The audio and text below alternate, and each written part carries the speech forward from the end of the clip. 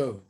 Alors, comme j'ai voulu effectivement, parce que c'est toujours important de rentrer dans un nouveau mois et de connaître un petit peu son sens, alors, comme vous avez sous les yeux, Mauto Shel Chodesh Tevet, l'essence même du mois de Tevet dans lequel nous rentrons, et il y a une vraie question qui va s'imposer.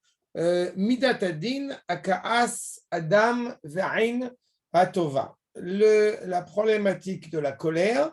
Et puis, on a quelque chose de sanguin, on va essayer d'expliquer, de développer ce que ça implique, et aussi d'avoir un bon regard, un regard positif sur la réalité. Ça semble je dirais, trois notions qui peut-être sont contradictoires l'une avec l'autre, et qu'il faut qu'on essaye, Bezrat Hashem, de comprendre ensemble ce que cela implique. Alors d'abord, quand je m'adresse effectivement à la valeur du mois, au sens du mois, alors de prime abord, on doit toujours avoir en tête que c'est chaque mois de l'année hébraïque est une manière particulière que Akadosh Baruch Hu va s'exprimer, va se révéler dans notre réalité. Je vous rappelle aussi, puisque tout le monde est familiarisé avec cela, que le nom des mois est d'origine effectivement babylonienne, que nous avons enlevé la quintessence d'idolâtrie qui était rattachée à ces mois, mais nous en avions gardé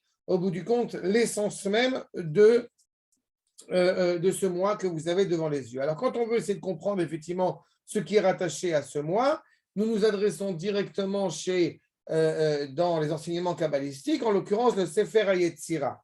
Et dans le Sefer HaYetzira, il nous est clairement expliqué que, accord numéro 1, Bechodesh Tevet, Lakach HaKadosh Baruch Hu et Haot Ain, c'est-à-dire qu'il y a une lettre. Chaque mois, il y a une lettre, puisqu'Akadosh Baruch Hu a créé le monde avec des lettres. Donc, par conséquent, chaque mois est aussi rattaché à une lettre. Par conséquent, la lettre qui est rattachée au mois de Tevet, c'est la lettre Ain. V, Yatsarita et Tevet, Beshana, la notion de temps, on va appeler Ashan, Ken, Olam, Shena, Nefesh.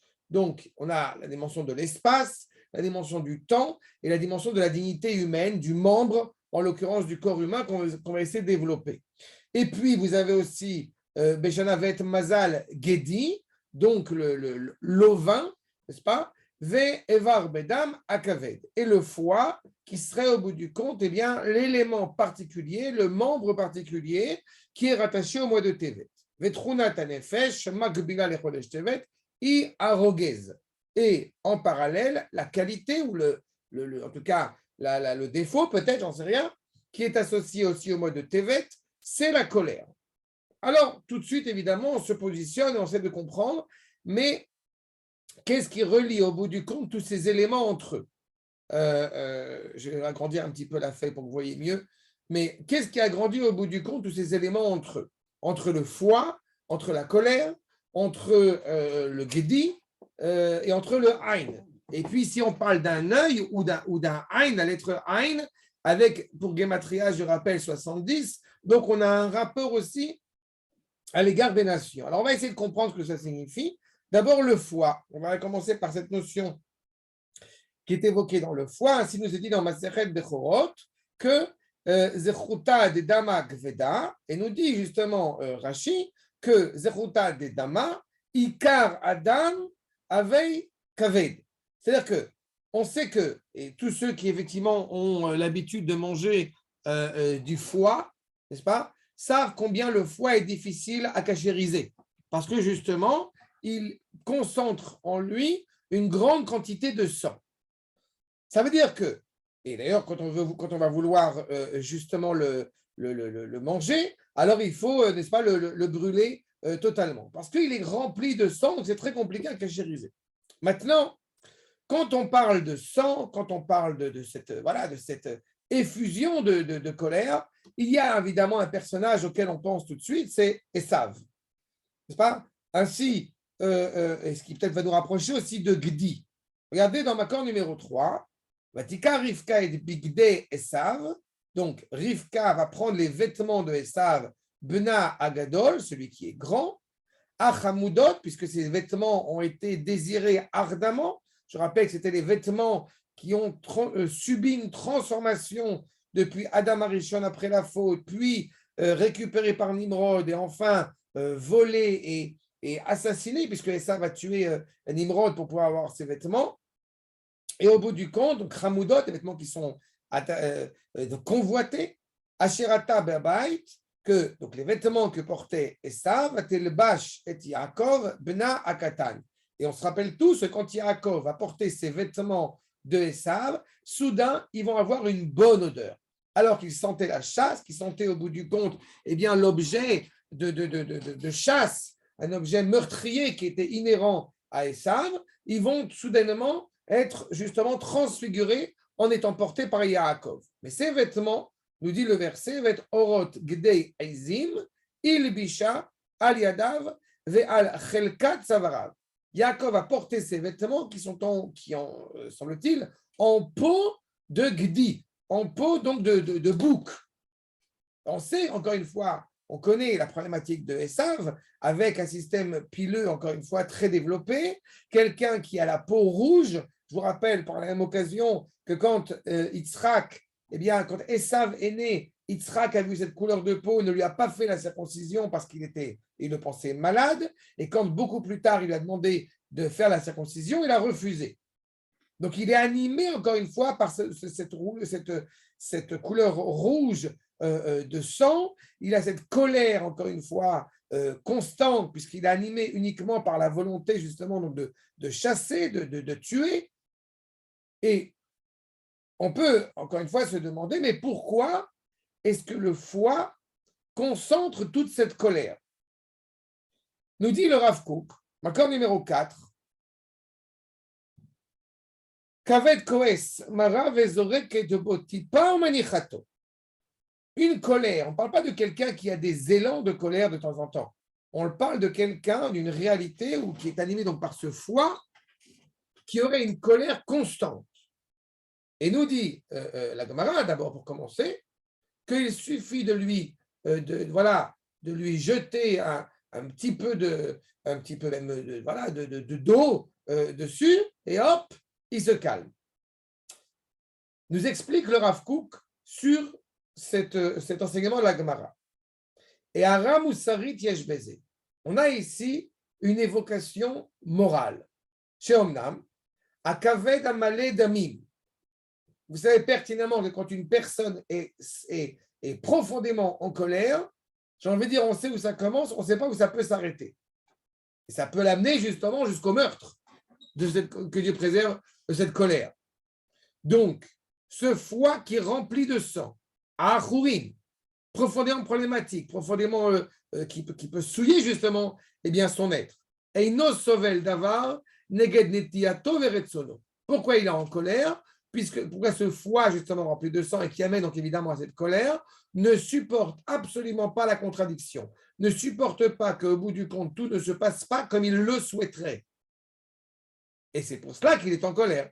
Alken ou koes ou mitkatsef alula asot et shemot bechol misheura be'enav. Et au bout du compte, eh bien, il peut s'emporter envers tout celui qui lui apparaîtra comme mauvais ou qui se tient sur sa route ou contre ses volontés. O aomed neged chavtso.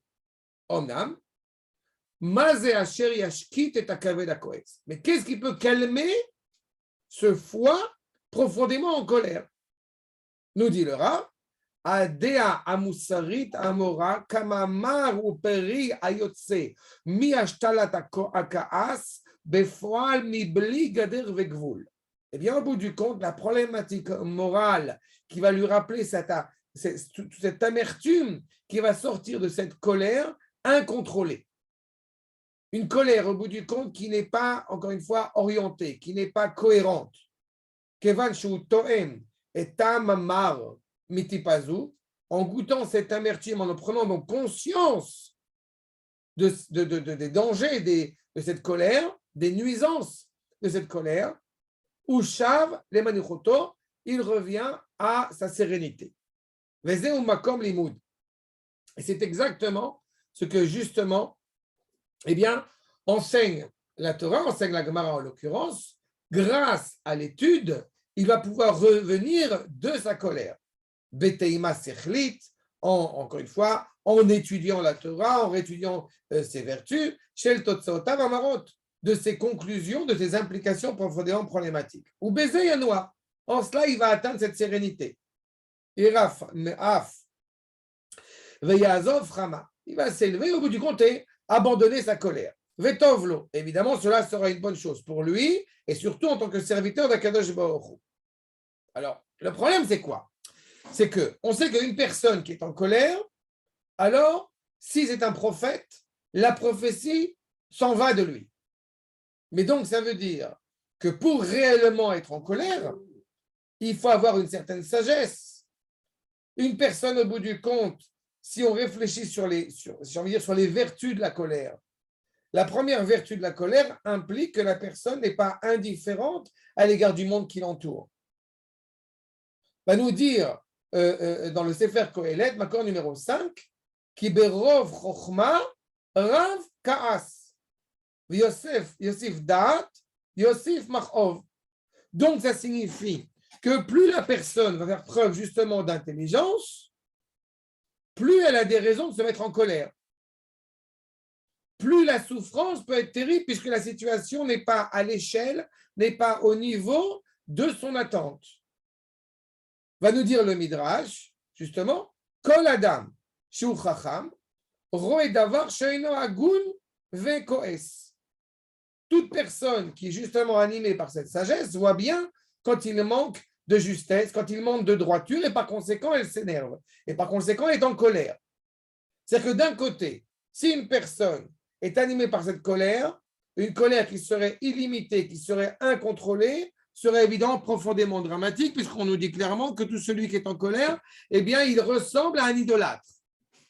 Et à l'inverse, on nous dit clairement, puisque un idolâtre, puisqu'au bout du compte, tu as la prétention de dire que c'est toi le maître à bord et que ce n'est pas un Kadosh Baruch Hu. D'un autre côté, si justement la personne est animée par une certaine intelligence, automatiquement, elle ne peut pas digérer, elle ne peut pas accepter l'idée au bout du compte du monde dans lequel il se trouve actuellement. Donc, il y a cette ambivalence constante entre les deux. Ainsi, nous dit le Rav, le Midrash, Makor numéro 6, Aval ediotim, roim davar asur, et davar erva, vomrim ma bechach. Ceux qui seront justement dénués de cette intelligence voient une réalité interdite, voient une réalité dépravée, et au bout du compte, ne vont pas s'interroger sur la problématique de tel ou tel propos. Un autre commentaire va nous dire Bezman chez Talmid Chacham over Avera, Rav Kaasalav in Hashamayim. Au moment où un Talmid Chacham, quelqu'un d'érudit, au bout du compte fait une faute, combien est grande la colère céleste? Donc on a encore une fois toujours cette complexité de ce savoir non parfait, de ce savoir, en tout cas d'y aspirer, et automatiquement cela crée un déséquilibre et cela crée une dissonance. Mais c'est inévitable, puisque justement on nous dit Yosif Dat, Yosif Machor, on ajoute de la connaissance, on ajoute une adhésion à cette connaissance, et la souffrance n'en est que plus grande. Chez Nafal Adam, refait les cholés, quelqu'un au bout du compte devient malade, les fiches où Baki, Vyoda, Refuot, il est encore une fois médecin et il devient malade. Il connaît toute la médecine, il connaît toute la science. Vyoda et Julio, et il connaît sa maladie. Caché chez Omed, il est profondément difficile de ne pas se tenir debout, de ne pas avancer. Et en cela, il souffre. Les fichach, koev al nafsho. Ce qui est vrai, c'est à la fois une maladie physique, mais d'autant plus une maladie, j'ai envie de dire, mentale, spirituelle. Car Hayodea, chez Ached Vedino Gadol, combien il est conscient de la valeur de sa faute, de la valeur de ses actes, les fichach, koev al nafsho. Il a d'autant plus mal, il souffre d'autant plus. Avala idiot, no choshesh. Mais celui qui est justement dépourvu de cette intelligence, alors automatiquement, eh bien, il ne craint rien. Cela nous rappelle quelque chose de fondamental. Ça veut dire que Esav, je le dis dès maintenant, n'était donc pas un être totalement bête, n'était pas totalement démuni d'intelligence. Au contraire, il sait pertinemment ce que ce droit d'aînesse, ou plutôt ce devoir d'aînesse implique, ce que honorer Akadosh Baruch Hu, eh bien, nécessite.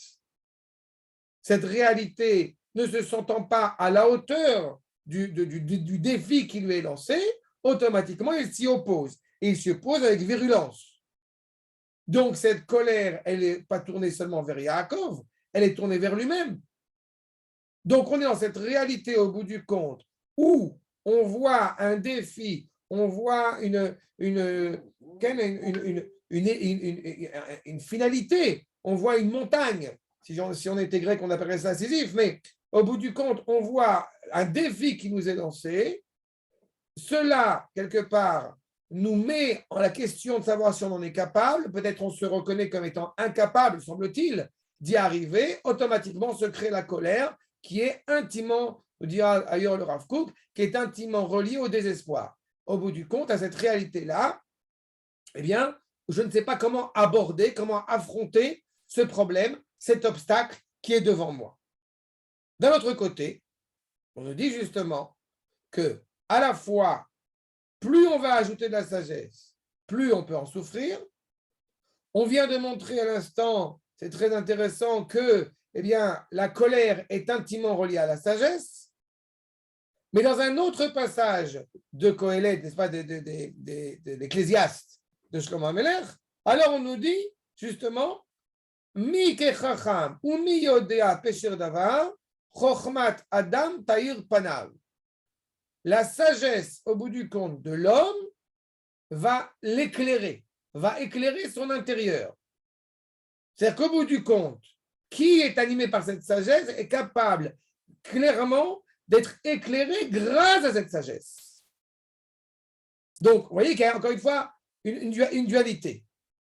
Ce qui m'importe énormément, c'est que dans cette réalité-là, que nous rentrons dans le mois de Tevet, je le dis dès maintenant, vous savez pertinemment que nous venons à peine de sortir de Hanouka, nous venons à peine de sortir de cette royauté, la royauté grecque, qui se définit d'abord et avant tout par son accès à la sagesse, par sa volonté, encore une fois, d'être intimement relié à une sagesse, mais j'ai envie de dire une sagesse orgueilleuse et exclusive.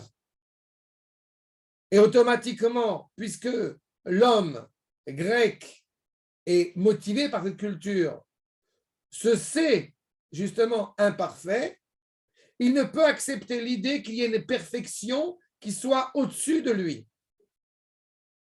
Par conséquent, automatiquement, cette colère motivée par l'humilité d'Israël va être une source de bénédiction, alors qu'à l'inverse, une sagesse, même une sagesse intellectuelle, qui ne prend pas en considération que cette sagesse n'est qu'un ustensile pour mieux servir celui qui est absolu, automatiquement, eh bien, ce peuple qui véhicule cette notion, qui véhicule ce rapport à l'absolu, ce qui a rapport à la moralité, automatiquement va lui poser problème. Regardez ce que nous dit le Bnei Issachar. Accord numéro 8. Nessa Anes.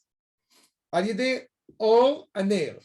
On se rappelle tous, ça n'est pas si longtemps que ça, ce miracle, encore une fois, qui a été produit grâce, n'est-ce pas, à la lumière de la menorah qui, comme vous le savez, exprime la sagesse. Velo bemikre, ou maase Hashem, qui n'aura où. Ce n'est pas un hasard si ça se produit de la sorte, puisque, encore une fois, combien la grandeur d'Akadosh Baruch Hu, combien les actes du Créateur sont redoutables. Niré Lomar. Deine Darshu. Ainsi nous commentent les Chachamim. Ve'aretz aita tohu. Quand on pense au début, à l'avènement de la création, le Midrash va faire un parallélisme. Le Midrash va faire un parallélisme entre les différents moments de la création et les 4 royautés, les 4 royaumes, n'est-ce pas, qui ont traversé notre histoire. Eretz Aïta Tohu, ça c'est la Babylonie. Bohu, Madai. Madai et Paras. Quand la terre, au bout du compte, était en état de Tohu Bohu, d'interrogation avec Dieu au centre de cette interrogation, eh bien, ces 2 termes sont associés à la royauté de la Babylone et la royauté de la Perse.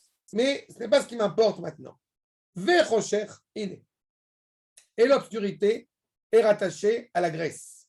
Al-Pnei Tehom, la 4e royauté, qui elle, évidemment, est la royauté de Édom. Les deux sont évidemment intimement liés entre la royauté proposée par la Grèce, puis juste après elle, la royauté dont nous sortons à peine en notre génération, la royauté, dirais-je, le pouvoir occidental de manière générale, en tout cas la royauté de Édom, la royauté de Esav, encore une fois qu'on évoquait tout à l'heure. Iné, Nikret Malchut Yavan Choshech. Cette royauté est donc pleinement rattachée à l'obscurité. Sha'anigud shelahem ou les koach hasichli shebe Israël. L'oxymore, la contradiction la plus totale entre la royauté proposée par la Grèce, c'est justement l'intelligence, la sagesse d'Israël. Je me permettrai entre parenthèses de faire une toute petite digression. Je suis en train en ce moment de lire un ouvrage qui met en parallèle toutes les sagesses philosophiques à travers les siècles et la pensée du Rav Kook qui réagit à chacune de ces écoles de pensée qui ont traversé l'histoire. Et on est à l'époque du Rav Kook, c'est-à-dire qu'on est au début de la psychanalyse, n'est-ce pas? Et avec évidemment la problématique freudienne. Freud arrive à une conclusion absolument, comme vous le savez, dépravée, puisque tout objet, tout ce qui anime l'homme est d'abord et avant tout le désir, avant le désir et le désir intime, même problématique. Donc il voit cette dichotomie qui est quelque chose de juste entre le corps et la neshama, il ne l'appelle pas neshama, mais peu importe, sauf qu'il l'amène automatiquement vers une dimension dépravée, une dimension basse, alors que le Rav Kook va démontrer que cette dichotomie ne provient pas de la petitesse et de l'étroitesse de l'homme, mais au contraire de sa grandeur. Donc cette insatisfaction constante chez l'homme est reliée à son désir, sa volonté d'être relié à l'élan vital divin, plutôt que d'être relié à la bassesse matérielle. Vous avez exactement, encore une fois, malheureusement un juif évidemment assimilé, tel qu'était Freud, dans cette culture, donc, de Esav, cette culture occidentale, exactement l'inverse, le contraire, encore une fois, tous les sont contraires. De la même manière que la colère peut être une colère problématique quand elle n'est pas contrôlée, quand elle n'est pas pour des bonnes raisons, alors qu'à l'inverse, elle peut être profondément souhaitée quand il y a, par exemple, des événements dramatiques qui peuvent traverser notre peuple et qu'on soit en colère, cela est une bonne chose. Cela est d'Afkala. Et justement la preuve que nous sommes profondément rattachés au drame de notre peuple. Si on pense malheureusement à un accident terrible, un accident ou un attentat, peu importe maintenant, mais où 2 enfants, comme vous le savez, ont été décimés cette semaine, on ne peut que s'en attrister. Cette colère, elle est fondamentale. Sinon, ce serait de l'indifférence qui ne serait pas envisageable. Et concernant le meurtre, j'ai envie de dire de la même manière, vous avez Aïn, ce regard sur la réalité, un regard sur la réalité qui peut nous amener au bout du compte à assassiner quelqu'un qui serait évidemment profondément problématique, mais à l'inverse, vous avez un soldat qui va se battre pour défendre son peuple, en l'occurrence un soldat d'Israël qui va se battre pour défendre son peuple et qui, pour le coup, va tuer un terroriste. Mais cela, justement, n'est pas une mauvaise chose. Au contraire, cela serait profondément relié à la noblesse que doit être, encore une fois, le peuple juif. Mais vous avez encore une fois la culture qui commence et se termine par un regard extérieur sur la réalité, c'est Yéfet, c'est l'extériorité de Yéfet, face à justement un regard qui prend sa source d'abord et avant tout dans l'intériorité d'Israël, dans le dessein EIN divin que nous portons. Regardez la suite. Iné. Asechel ou aner ameir, el Adam. L'intellect est justement ce qui va éclairer l'homme. Le'anato ve'le'adricho b'ma'agalet tzedek. Pour l'amener, encore une fois, pour son propre plaisir, l'amener vers la justesse. Alotiré afilu assoumé oler b'mishor. Même l'aveugle, il va aller droit. Al-pi asechel, el kol asher yichpotz. Vers tout ce qu'il désire, encore une fois. Il y a une droiture, il y a une cohérence. Malheureusement, à l'inverse, celui qui ne serait pas animé par cette droiture, comme on dit en hébreu, sauter minaderer. Celui qui, au bout du compte, a des déviances, il se dévie du chemin de la droiture. À l'inverse, va nous dire justement que celui qui n'est pas animé par cette sagesse, automatiquement, il va marcher dans l'obscurité. Vous remarquerez entre parenthèses que entre Kessil et Sechel, vous avez simplement un changement de lettre. Le Kaf et le Shin et le Kaf. Il suffit qu'au bout du compte, eh bien, la personne ne soit pas animée par cette droiture, hop, elle se trompe de chemin. Elle est de l'autre côté. C'est ce qui se passe justement chez les nations. Enaim, lo, veloire. Il a des yeux et pourtant il ne voit rien. Veine, kol achochmot achitzoniot, toutes ces sagesses dites extérieures, em kesilot neget chochmat Torah. Elles sont exactement à l'inverse de la sagesse de la Torah. Comme Shekina otam Shlomo, comme Shlomo Amelech lui-même les a nommés, Eshet kesilut omiyot vesoreret. Une femme, au bout du compte, vous comprenez ici la sagesse, cette sagesse dénuée de droiture, dénuée de moralité, évidemment, eh bien, elle se révolte, elle se trompe de chemin, elle est, encore une fois, appelée obscurité et certainement pas lumière. Et exactement la problématique de la royauté grecque. Ine, Malchut Yavan, Bertzotam, Levatel Chochmat Torah. Quand les Grecs veulent annihiler la culture de la Torah. Rabotai, je vous rappelle, on est après Hanouka, on est juste avant le dit Tevet. D'accord ? C'est-à-dire qu'on est après la problématique du conflit avec les Grecs quand ils veulent essayer de couper le lien qui nous relie à la Torah et le lien qui relie la Torah à nous. Et nous nous approchons du dit Tevet où un des décrets les plus terribles, évidemment, a été, et pour cela qu'on jeûne, a été la traduction de la Septante. Je me permets sur ce point de vous référer à un article, excusez-moi, ça fait un peu prétentieux, mais à un article qui a été publié dans ce magazine ce mois-ci sur la réalité, la problématique de la traduction. Ceux qui voudront, je vous le renverrai en privé avec plaisir. En tous les cas, on a cette problématique-là. La traduction de la Torah en grec, c'est-à-dire qu'à partir du moment où on reconsidère la Torah comme étant un livre et qu'au bout du compte, eh bien, malheureusement, on ne sait plus apprécier la transcendance de cette parole. On l'accepte en tant que sagesse, mais sagesse humaine, sagesse immanente, et pas autre chose que ça. C'est ce que nous dit le Bnei Issachar. À partir du moment, justement, où ils essayent de supplanter cette sagesse par leur sagesse extérieure, par leur conceptualisation, par leur formulation, en nikraim chosher. Ine. Eir lahem Hashem itbarach, or aner, anissi, cette lumière miraculeuse qui est éclairée en Israël, qui est au-delà de la nature, les malam inateva, veine, ratsu bechochmatam ativit, et ils voulaient par leur sagesse naturelle, par les sciences, par l'ordre naturel des choses, annuler les vatel chochmat Torah, asheri les malam inateva, qui elle justement est au-dessus de la nature. Alke, be'et Yeshuat Israël, au moment de la délivrance d'Israël, qu'est-ce que nous disons? Les Yehudim aïta ora, simcha v'sason veika, aïta ora, lo ora, la lumière, le cheminement, c'est la Torah, qui n'est pas, encore une fois, assujetti à la nature. Le Rochen Chelek l'Israël, Bechochmot Chitzoniot. Je vous dis tout de suite, il y a une question qui doit vous démanger. Et si elle ne vous démange pas, alors je vais vous aider. Mais au bout du compte, est-ce que ça voudrait dire qu'il ne faudrait certainement pas étudier toutes les sagesses, toutes les formes de sagesse, alors que on en a peut-être besoin pour pouvoir justement construire et forger un État?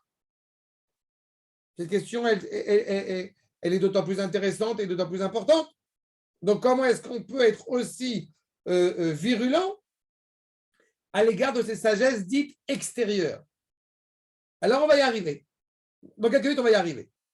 Rakakol alidé chokhmat Torah. Tout doit être généré par cette sagesse de la Torah, chez les malamina sechel ativi, qui est donc au-dessus de cet intellect naturel.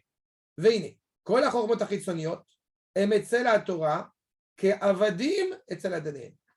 Le Bnei Issachar ici nous donne déjà un aiguillage. toutes ces sagesses, de même que dans la Ménorah, vous vous rappelez que les 7 formes de sagesse, les 7 dimensions de la sagesse, toutes évidemment animées par l'ordre naturel, n'est-ce pas, puisque 7 est rattaché à l'ordre de la création. Elles sont toutes au bout du compte tournées vers la présence, vers la résidence d'Akadosh Baruch Hu. Ça veut dire que on est déjà en train de dire quels sont les serviteurs, quelles sont les servantes de la parole divine. Ke avadim etzel adonehem. She'aeved ozev sichlo, veyediato, vesar le mishamat adon. À partir du moment où on est relié justement, on doit utiliser ces éléments, ces ustensiles, mais quand le maître des lieux a exigé quelque chose, eh bien on dépasse cet ordre, cet entendement. Veine, ayevanim areshaim, ratzu lamlich et ha'eved ala adon chad shalom. Que voulaient les Grecs? Ils voulaient au bout du compte, eh bien rendre l'esclave roi et le roi esclave. Donc c'est une vraie problématique. Donc vous avez déjà ici plusieurs éléments qui ont été rattachés au mois de Tevet. Il nous faut poursuivre encore quelques points, mais vous avez déjà ici quelques éléments. Aïn, comme on a dit, c'est à la fois Gematria 70, c'est le regard des nations au bout du compte sur la réalité, et c'est justement aussi le regard, d'une certaine manière, qu'on va porter sur cette réalité. Ou alors est-ce qu'on regarde les choses uniquement d'un point de vue extérieur? Ce que je crois, c'est uniquement ce que je vois. Et là, évidemment, c'est à l'inverse de toute la conception hébraïque. Et d'autre part, on a vu le Gedi, on va y revenir, le Gdi, le Seir, quand on parle justement de cette colère qui était évoquée, le Seir, eh bien, vous avez dans Seir la langue de Seharat Nefesh. La colère est toujours, encore une fois, dans cette tempête qui peut être, au bout du compte, incontrôlable. Et le regard qu'on va porter sur la réalité, évidemment, va en pâtir. Et d'autre part, comme j'ai évoqué justement cette effusion de sang, jusqu'à où elle peut mener. Cet intellectualisme qui n'en est pas réellement un au bout du compte, mais cet intellectualisme borné de la Grèce a amené par la Grèce et par Esav par la suite au plus grand massacre de l'histoire. Donc, au bout du compte, le regard est profondément problématique. Mais quand on regarde la tradition juive, alors, et encore plus quand on parle justement de l'évocation de Rosh Chodesh, de manière générale, et en particulier pour le mois de Tevet, alors on parle d'un renouvellement permanent. On parle justement de cette capacité à toujours avancer pour améliorer et s'améliorer. Améliorer la réalité avec l'humilité, évidemment, qui doit aussi nous animer. Que vont essayer de faire les Grecs? On se rappelle un petit peu en arrière de Hanouka. Les 3 décrets que vont essayer de nous imposer les Grecs, ça va être l'arrêt de Shabbat, ça va être l'annulation de Rosh Chodesh et ça va être l'annulation de la circoncision. 3 éléments essentiels, justement, qui sont, j'ai envie de dire, l'expression même de ce qui nous rattache à ce qu'il y a au-dessus de la nature. Vous savez pertinemment qu'un non-juif n'a pas le droit de faire Shabbat. Parce que justement, le Shabbat est un cadeau exclusivement pour l'âme Israël. Malheureusement, peut-être certains juifs ne voient dans le Shabbat qu'un jour de repos quotidien, hebdomadaire. Et c'est passé à côté de l'essence même du Shabbat. Rosh Chodesh, peut-être, on peut se dire, qu'est-ce qu'il y a de si exceptionnel dans Rosh Chodesh, au bout du compte? C'est simplement la révolution de la Lune. C'est la Lune qui, au bout du compte, se renouvelle au quotidien. Et pourtant, les Grecs y ont vu un danger réel à l'égard de la culture impérialiste qu'ils voulaient imposer au monde. Ce n'est pas comme si, par exemple, certains Juifs utilisaient la date chrétienne, qu'à Dieu ne plaise. Baruch Hashem, la majeure partie du peuple juif n'utilise que la date hébraïque, donc on est rassuré. Les Grecs ont échoué, évidemment. Vous m'excuserez pour ce cynisme, puisque c'est toujours important de s'en rappeler. J'ai eu, vraiment, en toute naïveté, j'ai donné il y a quelques années un cours, je ne sais pas si je l'avais déjà raconté, j'ai donné il y a quelques années un cours et c'était la veille justement du 10 Tevet, c'était le soir du 10 Tevet. et je devais donner un cours à des étudiants. Et on m'a expliqué quasiment une demi-heure avant le cours que ce soir, il n'y aura pas cours parce que les élèves sont allés dans une université, dans un institut, il y a une soirée dansante qui est organisée. Et j'étais interloqué, très sincèrement, mais comment ils peuvent faire une fête le soir du dit Tevet? C'est pas possible. Et en fait, je n'avais pas réfléchi. Il s'avère que ce dit Tevet cette année-là, c'était aussi le 1er janvier, le Minyanam. Mais donc, au bout du compte, malheureusement, des Juifs sont allés festoyer, sont allés danser, sont allés s'éclater, alors que on rentrait dans un jour qui était particulièrement triste. Ne serait-ce que l'évocation de la Shoah, qui, je pense, touche tout le monde. Vous voyez à quel point, malheureusement, la méconnaissance de la date hébraïque peut amener à des choses absolument dramatiques. Et on va arriver à cette problématique. Et enfin, évidemment, la circoncision, qui est la révélation de ce signe d'alliance qui nous relie à Kadosh Baruch Hu. J'insiste sur le fait que c'est que la révélation. Parce qu'une personne qui n'est pas juive ferait la circoncision, elle n'est pas considérée comme circoncise. Et à l'inverse, une personne juive qui n'aurait pas fait la circoncision ne serait pas considérée comme étant impie, comme étant justement un harel. Par contre, évidemment, il a fait une grave faute en ne faisant pas la circoncision. Mais il n'empêche que la circoncision n'est que le sceau d'alliance marqué sur notre chair. Il est très important, mais c'est la révélation de cette identité. Regardez ce que nous dit le Shem Ishmael. Iné. Ayevanim gazru al Israël, gzerot raot, ou beichud al chodesh, Shabbat vemila. 3 éléments que j'évoquais à l'instant, Rosh Chodesh, Shabbat et la circoncision. Gvod Kodsho Avi Admor, le père du Shem Ishmael, le Rav Avram Sachatchov, Digdek Beshalma al Shabbat vemila, en disant justement que Shabbat et la circoncision ont quelque chose de particulier qui est relié exclusivement à Israël, dans la mesure où ils sont justement au-delà de la nature. Puisqu'évidemment, les Grecs ne peuvent pas supporter qu'il puisse y avoir une réalité qui les dépasse.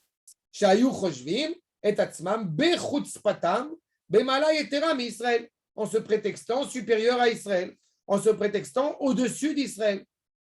Par la même occasion, il n'y a pas 71 nations, il y a 70 plus une. 70 plus une, j'ai envie de dire, plus une réalité donc de 10, ça ferait 8. 7 plus 1. Cette notion, encore une fois, que la nature profonde d'Israël est d'être hors nature. Certains juifs, malheureusement, voudraient l'ignorer ou voudraient le récuser, mais ce n'est pas possible. Aval Chodesh, justement, le renouvellement, chez Seder Teva, qui est l'ordre naturel des choses, Shayareach Mitradesh, Achar Deveko la Shemesh, la lune se renouvelle en permanence en étant rattachée évidemment au soleil. Les Maï mitnagdim les. Pourquoi est-ce qu'ils s'opposent au bout du compte à un phénomène, somme toute, naturel de la lune qui se voile puis qui se redécouvre? Parce que ce qui leur pose problème, c'est l'idée même que l'ordre de la nature soit assujetti, soit le médiateur, soit le serviteur des lois de la Torah, et pas l'inverse. Nous avons encore dit à Rosh Chodesh, comme on le dit à chaque fête, Mekadesh Israël ve'azemanim. C'est par le biais d'Israël que le temps se trouve sanctifié, se trouve prenant tout son sens. Comme il est dit dans le Talmud de Yerushalmi, Ktana bat shalosh veyom. Non, ça je passe. C'est pas important maintenant pour nous. Alzaïta itnagdut shelem. Donc ils avaient clairement une opposition à cette idée que toute la réalité, que toute la création, encore une fois, est intimement reliée et serviteur du Créateur. Vénéré Odloma. Mais encore une fois, on va me dire, oui, mais on parle comme ça parce que nous, entre guillemets, on croit. Parce que nous, on y est relié. Non, ce n'est pas suffisant. Va nous dire le Rav. D'abord, le premier postulat, comme nous le savons, rien ne se crée, tout se transforme. Il y a un renouvellement permanent. Et le Chodesh, justement, le Rosh Chodesh, qui va donner le sens, l'essence même du mois de manière générale, elle est un renouvellement. Chaque nouveau mois, chaque néoménie, eh bien, Am Israël se renouvelle. À chaque fois, un renouvellement à chaque fois. On arrive le premier du mois, comme vous le savez, la lune, on ne la voit pas. Et puis, progressivement, jusqu'au 15 du mois, elle se révèle dans son entité, puis de nouveau, eh bien, elle est voilée. Iné. Donc, mais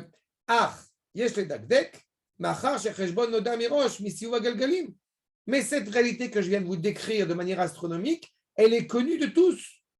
On sait pertinemment que la lune du 1er au 15, selon justement le mois hébraïque, du 1er au 15, elle va se dévoiler, puis du 15 au 30, eh bien, elle se cache de nouveau. En quoi tu parles de renouvellement? C'est une réalité naturelle. Achatam qui Israël, yesh lahem le chidush, lo mipeat sivuv agalgalim, ela mipeat vekutam b'Hashem yitbarach.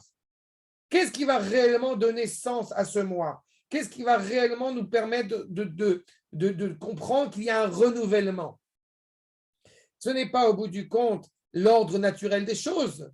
C'est le fait de savoir que derrière cet ordre naturel des choses, derrière ce olam, comme on dit olam, ça vient de Hélène, derrière cette réalité cachée, eh bien, se trouve notre alliance avec Akadosh Baruch Hu.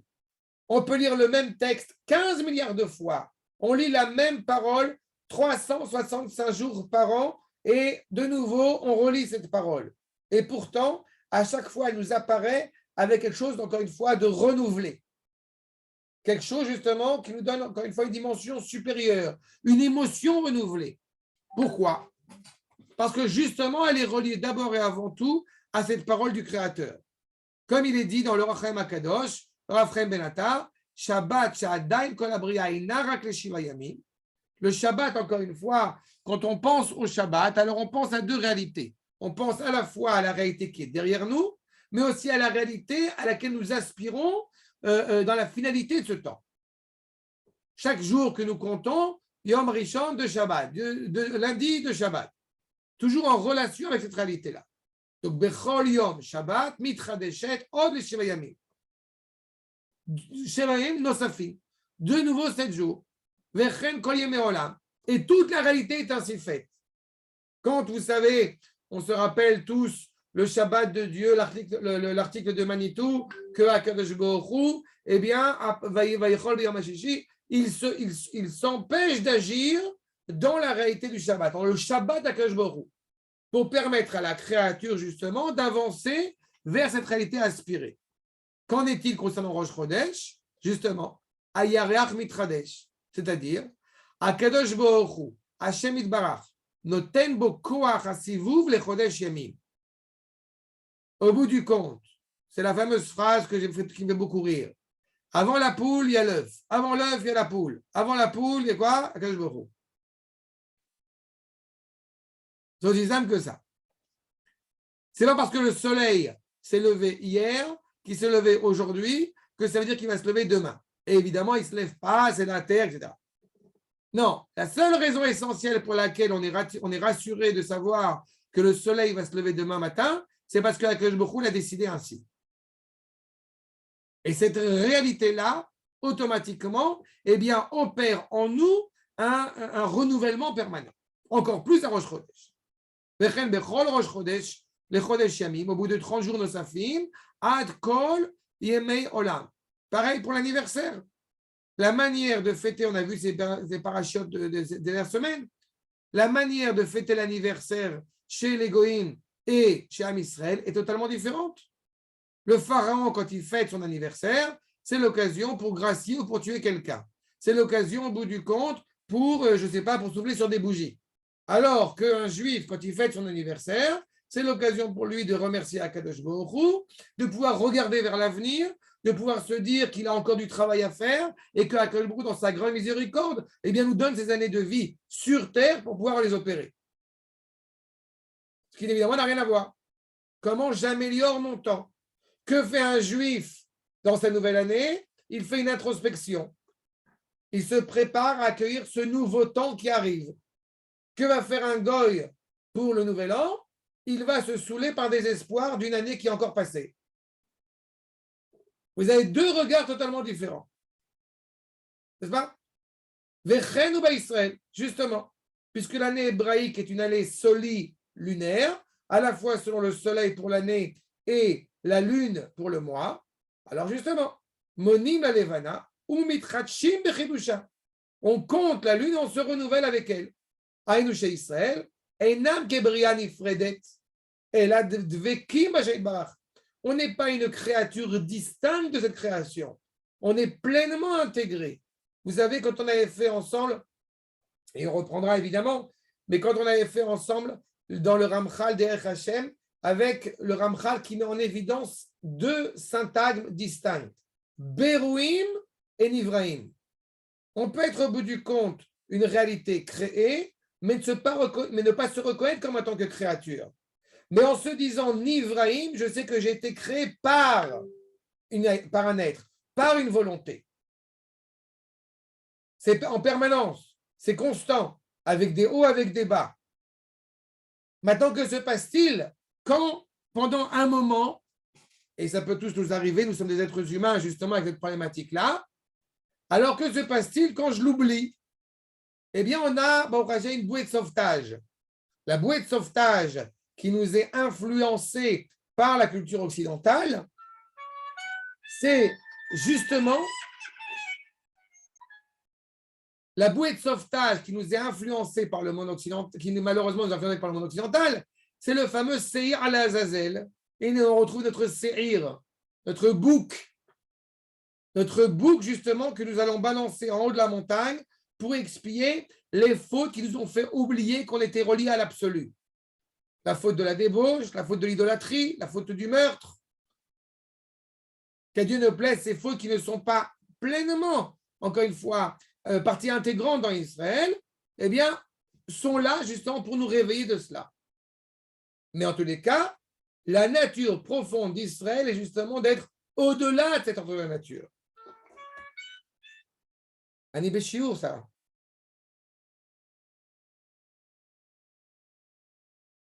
Ani lo yachol, ani Beshiur, עכשיו. תתקשרי לאני בשיעור, ביי. עכשיו, je reprends, excusez-moi.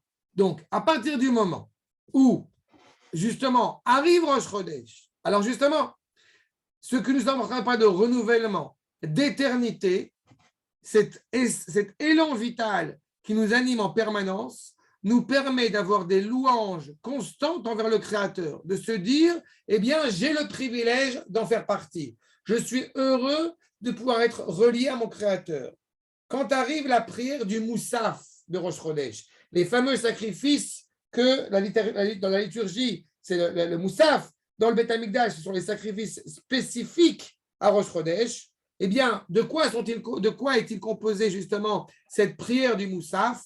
Nous rappelle le Shem Ishmoel, Inis qui est en gras, Zeshanu Maskirin be Moussaf Rosh Chodesh, Shirei David Avdecha, les chants de David, le plus grand poète évidemment national de notre peuple. Mashe'en Maskirin ze Beshum Moussaf. Il n'y a aucun Moussaf où on met ça en évidence, excepté le Moussaf du Rosh Chodesh. Pourquoi? Parce que tout le lien de Rosh Chodesh, toute la dimension de Rosh Chodesh, c'est justement animé, nous dit le Rav, Keinian Shira Midato Shel David Amelech Alav Shalom. C'est toute cette louange que nous vouons à Kadosh Baruch Hu d'être lié à cette éternité. David Chai Vekayam, comme le renouvellement d'Israël, lui aussi est éternel. Ce qui est évidemment impensable aux yeux des Grecs, ainsi que toutes les autres royautés, toutes les autres puissances qui ont parcouru l'histoire, qui ont toutes eu leur naissance, leur moment d'apogée et leur mort.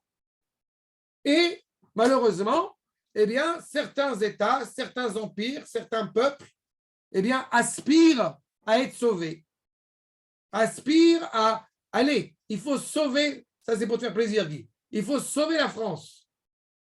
Mais c'est une réalité malheureusement qui ne peut pas, malheureusement pour eux, c'est une réalité de toute façon qui ne peut pas, qui peut pas réellement avoir lieu. Parce que c'est la nature de tous les empires, quels qu'ils soient, de disparaître, malheureusement, essentiellement dû à leur orgueil. C'est exactement cette problématique-là. Et en ce qui concerne les Grecs, évidemment, ils sont en contradiction avec cette nature hébraïque. Donc, ils vont essayer d'obscurcir les yeux d'Israël. Donc, ils vont essayer du mieux qu'ils peuvent de nous expliquer que la Bible n'appartient pas au peuple juif. La Bible est le trésor de l'humanité. Mais en devenant le trésor de l'humanité, elle perd, croit-il, elle perd de sa spécificité hébraïque. Mais tout ça, au bout du compte, eh bien, n'est qu'un leurre. Et malgré les difficultés qu'on peut traverser, c'est uniquement ce qu'ils ignorent, c'est uniquement pour nous pousser à encore plus, si je puis dire, à nos retranchements, et par ces retranchements, eh bien, nous relier profondément à Kadosh Baruch Hu. Le dernier point que je n'ai pas encore évoqué, c'est la tribu qui est rattachée au mois de Tevet. La tribu qui est rattachée au mois de Tevet, c'est Dan. Quand au bout du compte, on veut nous rattacher à nos retranchements, ça a un nom en hébreu. Ça s'appelle Midat Hadin. Quand on a des décrets terribles qui s'abattent sur nous, eh bien, c'est malheureusement l'occasion, parfois douloureuse, pour nous de réveiller notre identité. Et alors, on pourrait se dire, au bout du compte, nous sommes foutus. Alors que loin de là. Et Dieu sait combien l'histoire, malheureusement, nous a montré combien cela a été douloureux, mais à la fois, semble-t-il, qu'à Dieu ne plaise, parfois nécessaire. Regardez ce que nous dit d'abord le Rav pour poursuivre. Donc, on a dit, vous voyez ce qui est en gras ici, Imlir Hot Ein Berogez, c'est ce que nous avons expliqué, et dans le Harizal, Amechalek et Achodashim le Evare Arosh, Katav Shechodash Tevet, ou Ein Yamin. Et ça, c'est très intéressant. Parce que ce que je vous livrais au nom du Sefer Yetzirah, on a parlé du foie, avec un objet, comme on a dit, qui déverse du sang. À l'inverse, chez le Harizal, n'est-ce pas? Eh bien, il dépeint que le membre qui est rattaché au mois de Tevet, c'est Ain Yamin. Pas Stam, l'œil, mais l'œil droit. Il faut se rappeler que les deux hémisphères, la droite et la gauche, ont un sens aussi chez les Mekoubalim. La droite, Yemin Hashem Osechai, la droite est rattachée au bout du compte à la miséricorde, est rattachée justement à la grâce, à la bonté, alors que la gauche est rattachée plutôt à la justice, voire même la justice difficile. Alors encore une fois, comment nous allons regarder la réalité? Est-ce que nous allons la regarder avec bienveillance, ou au contraire avec dureté? Sauf que je viens de vous dire à l'instant que la tribu qui est rattachée au mois de Tevet, c'est la tribu de Dan. Donc cela semble très complexe. Si on parle de justice, ça peut apparaître profondément douloureux. Nous dit le Rav, Yamin Romezet Le'ain Tova. On a un regard positif sur la réalité. À cause de cet orgueil, vous savez, l'orgueil aveugle l'homme. Agava, mais ça ne verrait et Adam. C'est exactement ce qui se passe chez les Grecs. Alors que l'humilité donne un regard positif sur cette réalité, donne un regard optimiste sur cette réalité. Veine, Ain Tova, oui, pour Midatakina. Celui qui a un bon regard positif, bienveillant à l'égard de l'autre, évidemment ne fera pas preuve de jalousie. Aïnou, mi peat nitsuach hayevanim, shayou mekanim be'Israël, alors que les Grecs étaient profondément jaloux d'Israël. Eh bien, à cause de cela, ou grâce à cela, Zachou Israël, les pour Mikina, Shuaim Tova. On a pu, au contraire, développer la grandeur d'Israël. Puisque je vous rappelle qu'à l'époque du deuxième Beth Amikdash, ce qui va se développer, c'est justement la Torah orale. C'est que toute la valeur, justement, de nos Chachamim. L'orgueil des Grecs les a menés à leur perte et a permis, au bout du compte, à Israël de développer humainement, entre guillemets, sa sagesse qui était elle-même animée par la volonté d'Akadosh Baruch Hu. On sait que l'essence même de la colère, elle est due à cette jalousie. On est insatisfait en permanence de la réalité qui nous entoure. D'un autre côté, on a dit tout à l'heure que justement, cette colère pouvait être positive. On va y arriver tout de suite.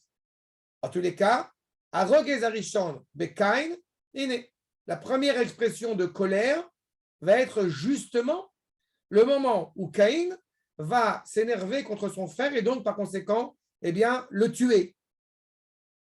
Donc, Zot aperush emlich hot ein berogez. le premier regard malveillant sur la réalité. Je me permets d'ajouter en plus que les Chachamim nous expliquent que quand on veut comprendre la valeur d'une lettre, si elle est positive ou négative, alors il sera judicieux de voir quand est-ce qu'elle apparaît en premier dans la Torah. Et la lettre Ain, elle apparaît en premier dans la Torah en référence, n'est-ce pas, Al Penei Tehom, en référence à ces royautés que j'évoquais tout à l'heure, la royauté perse et la royauté grecque. C'est-à-dire, et la royauté grecque, et la royauté de Édom. Ça veut dire que quand, au bout du compte, eh bien, ce regard est mené par les nations, il va être problématique. Quand le regard va être mené par Israël, il va être bienveillant, il va être positif. Est-ce que cela signifie pour autant qu'il sera dénué dénué peut-être d'effusion de sang? Vous vous rappelez Shmuel, le prophète Shmuel qui va rencontrer celui qui va être le roi choisi par Akadosh Baruch Hu. Il s'appelle David Améler. Quelles sont les qualités intrinsèques à David? Il a la peau rouge, rouge de sang comme Esav, ce qui inquiète profondément Shmuel. Mais il a un détail qui ne trompe pas. Enaim Yafot, il a des beaux yeux. Ça veut dire qu'on a exactement une réalité qui peut sembler similaire à l'autre, alors qu'elle est exactement à l'inverse. Parce que le regard, justement, qui va être porté, va avoir un regard constructif. Et quand on ne sait pas distinguer ces deux regards, alors automatiquement, on tombe dans l'écueil. Le bon regard d'Israël, regardez ce que nous dit le Rav, Ain Tova shel Israël, Gavra ala Rogesh haYevanim. C'est parce que nous avons un regard positif, encourageant, optimiste, voulant améliorer et s'améliorer sur la réalité, que justement, eh bien, on est là. J'ai envie de dire, on a la bête noire de la Grèce. Zeu Ain Chodesh Tevet. C'est exactement l'idée de Chodesh Tevet. Et je voudrais terminer par un dernier point. J'ai évoqué Dan, quand justement, je le dis dès maintenant, mais on va le voir tout de suite. Quand on parle de la dévention de Dan, il faut se rappeler comment est-ce que Rachel a pu enfanter Dan. C'était en se tournant vers Yaakov et en se plaignant qu'elle aimerait avoir, au bout du compte, sa servante, par elle-même, grâce à sa servante, mais c'est grâce à elle, elle aimerait avoir un enfant. Et au bout du compte, Yaakov lui rétorque de manière assez dure le fait que, au bout du compte, eh bien, ce n'est pas de sa faute si elle n'a pas d'enfant. Ce qui est une phrase très dure. Mais d'une certaine manière, par ce dialogue-là, elle va se fier pleinement à Kadosh Baruch Hu. C'est-à-dire que la justesse, parfois, qui peut s'avérer dure, la justice qui peut s'avérer dure, eh bien, n'est qu'au bout du compte, un tremplin pour se tourner avec encore plus de vigueur vers Akadosh Baruch Hu. Elle n'est jamais à des fins cruelles, au bout du compte. Mais on va y revenir. Reprenons, si vous me permettez, juste un point sur ce Gdi. Vous avez la tribu de Gad. On retrouve cette langue de Gdi et Gad, n'est-ce pas? Et regardez l'ambivalence, justement, j'évoquais la problématique militaire. Regardez l'ambivalence qu'on retrouve justement dans la tribu de Gad, avec trois exemples que je vous amène ici. Le premier, dans justement le Midrash, qui nous rappelle que la manne qu'on a reçue dans le désert, elle est appelée Zera Gad. Nous dit le Rav, nous dit le Midrash, Makor numéro 10, Al Shem Aman, She'echila Makadosh Baruch Hu Bamidbar, Shuke Zera Gad. Donc ce pain céleste profondément important qui nous rend aptes à recevoir la Torah et donc profondément, je ne vais pas dire vitaminé, mais spirituellement vitaminé, il est appelé Zera Gad. Et ce qui pourrait sembler contraire et à l'inverse, dans le nom de Gad, nous dit le verset, Gad Gedud Yegudenu, Veu Yugad Aikev. À l'inverse, vous avez justement Gad, qui est l'expression d'une unité militaire. Vous voyez Rashi, Kol Gedudotav Yashuvu Alegvam. par l'intervention de cette tribu de Gad, eh bien, toutes les peuples-là doivent avoir peur de nous. Je vous rappelle aussi que la tribu de Gad, Réhouven et Ménaché, qui sont les 3 dernières bougies de Hanouka, eh bien, justement, dans lequel le mois de Tevet rentre dedans, je vous rappelle que la tribu de Gad, Réhouven et Ménaché, ce sont les territoires qui sont au-delà du Jourdain. Donc, la vigueur, encore une fois, menée par Gad, chez la Krou Be'ever Ayarden, au-delà du Jourdain. Velo Ifkad Miem Ish. Et personne ne se tiendra devant eux. Donc, on a d'un côté un pain agréable, céleste, un goût de miel, un goût doux, un goût agréable aux yeux d'Akadosh Baruch Hu, et d'un autre côté, une vigueur militaire. Vous retrouvez encore une fois une colère peut-être sanguine, mais en fait avec des beaux yeux, avec une réalité justement qui va amener la pleine délivrance du peuple juif. Et je me permets d'ajouter un autre point. Il y a un certain nombre de traditions, il y a un certain nombre de commentateurs qui vont nous rappeler que Eliaou serait de la descendance de Gad. Là encore une fois, on voit la dureté, le zèle de Eliaou Hanavi, et d'un autre côté, nous aspirons aussi justement à la présence de Eliaou Hanavi à la fin des temps. Vous voyez le Baal HaTurim, Makor numéro 13, où Yeged Ekev, Shayu Giborim, des héros militaires, et les ramènent à leurs talons. Ils montent sans plus attendre. Et je voudrais terminer par ce dernier point que j'évoquais sur justement donc la tribu de Dan. C'est exactement ce qui va se produire.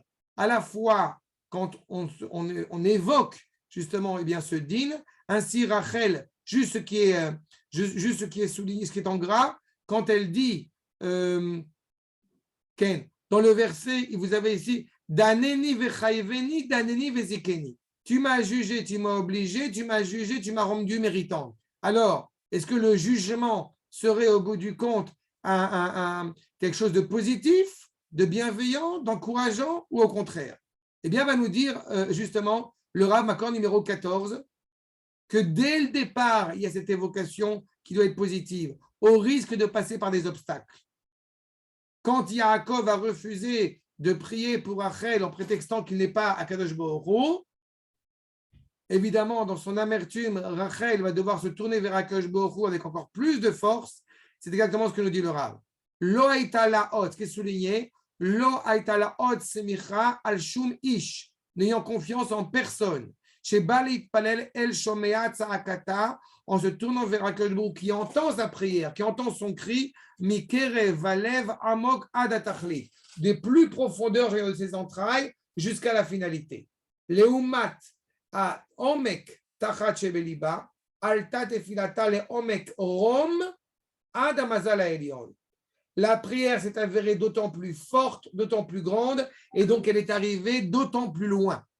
C'est exactement dans cet esprit que les Maccabim ont agi et ont pu combattre les Grecs.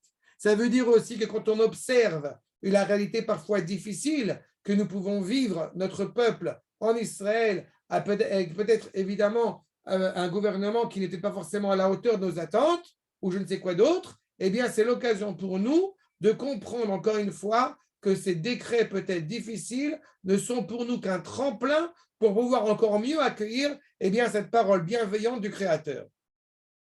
D'accord Tov.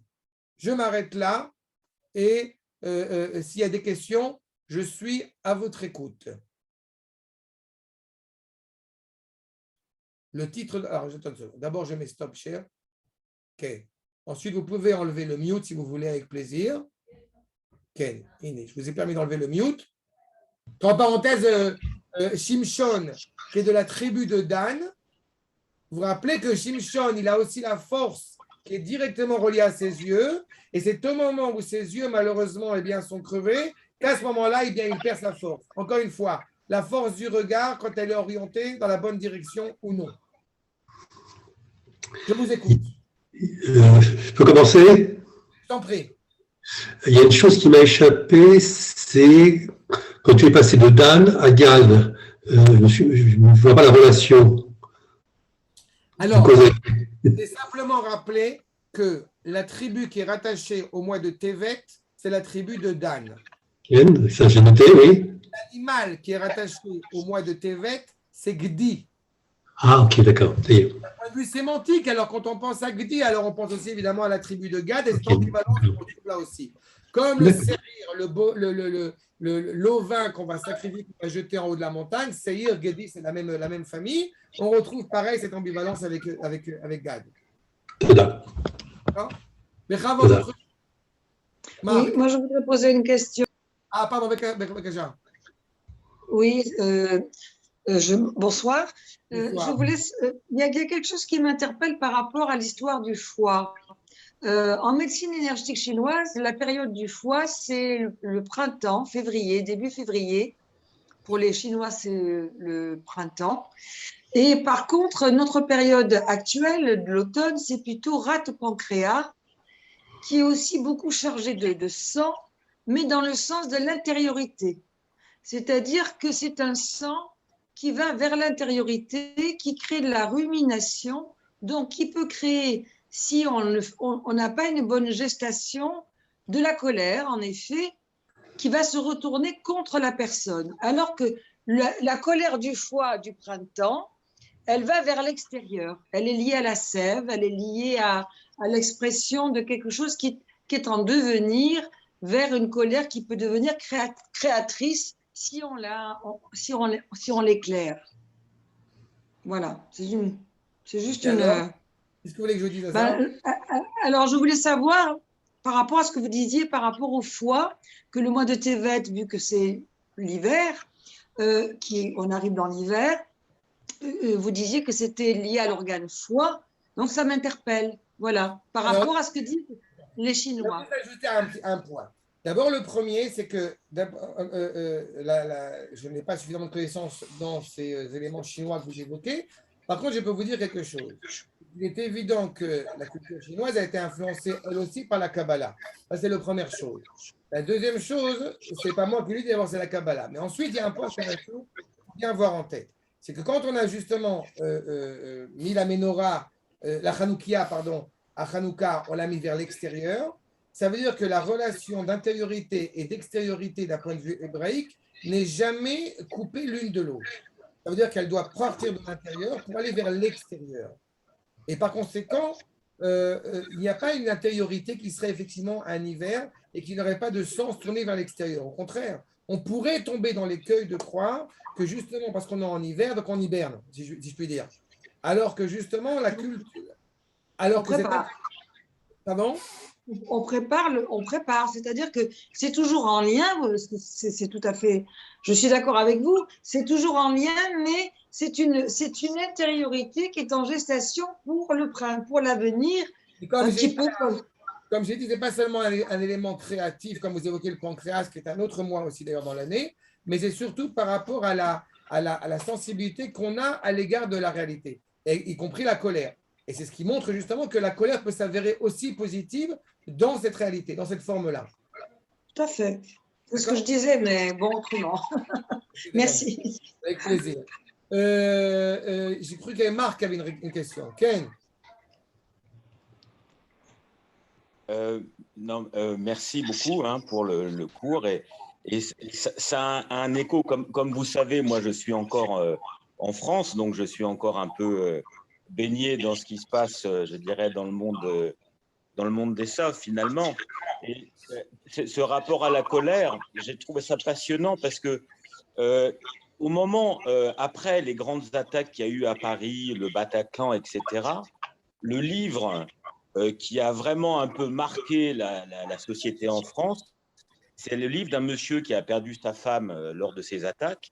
Et ce livre s'appelle « Vous n'aurez pas ma haine ». Comme si, finalement, dans le monde, en tout cas en France, mais c'est un peu symbolique finalement de ce monde occidental, cette haine n'était pas une vertu. Voilà. Et cette colère, finalement, ne pouvait pas servir, finalement, à défendre ses propres valeurs par rapport à l'agression, là, dans ce cas-là, du terrorisme islamiste. Et je trouve ça très significatif et très, très parlant par rapport à, finalement, une perte de sens dans le monde occidental. Je pense au Rav Kook qui avait prévu ça finalement, ce monde qui ne devient que matériel et où même la colère n'a plus aucun sens finalement. Exactement. C'est pour ça que je m'assume en porte-à-faux et qu'au contraire, je cautionne, encore une fois, la haine du mal. C'est exactement cette problématique-là. D'accord?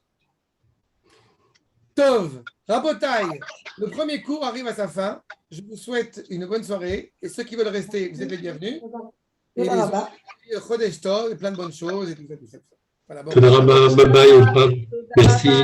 Avec plaisir. À la semaine prochaine. Bye bye. À la semaine prochaine.